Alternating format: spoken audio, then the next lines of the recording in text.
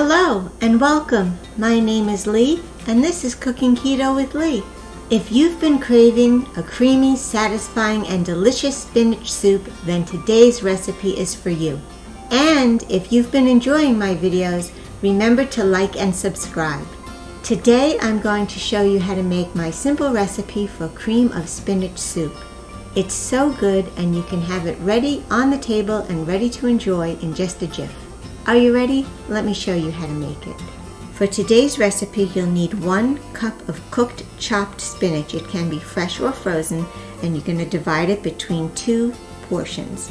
You're going to need half of 1 small onion that's been peeled and chopped, 1 peeled and chopped clove of garlic, 1 freshly grated ½ cup of Parmesan cheese, 1 tablespoon of unsalted butter, 4 ounces of cubed cream cheese, about 1/16 of a teaspoon of ground nutmeg, 2 cups of chicken broth, and 1 cup of heavy whipping cream. Now that we've assembled our ingredients, we're ready to start making the soup. For this soup, you'll need a 4-quart saucepan or soup pot like this one. So we're just going to take this over to the stove and I'll show you what to do next. So I've already added the butter, onions, and garlic to the pan, and we're just going to saute them until they're fragrant and translucent. Next we'll add in the chicken stock, give it a mix, and then stir in 1 portion of the spinach.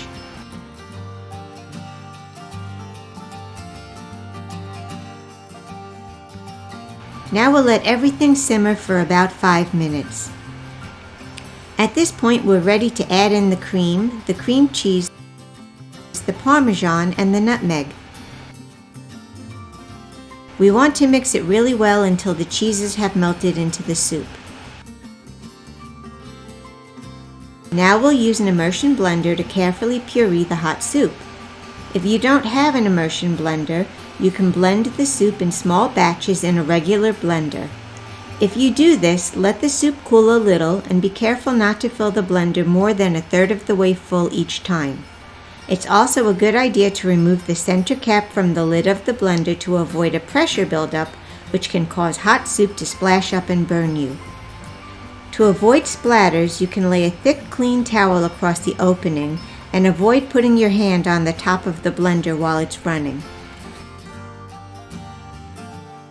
Once the soup is pureed, I like to add in the remaining portion of the spinach. I think it adds something nice to the overall texture and body of the soup, and it's pleasing to see some spinach pieces in your bowl. Next, we'll add some salt and pepper to taste. Mix everything up, and then we'll let all this deliciousness simmer for another 5 minutes before digging in.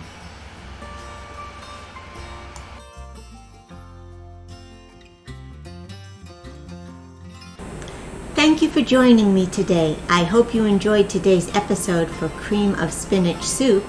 If you did, please let me know in the comments below. And if you'd like more hearty, delicious soup and stew recipes, be sure to keep an eye out for upcoming episodes of Cooking Keto with Lee. Have a great day, and I'll see you in the next episode. Bye for now.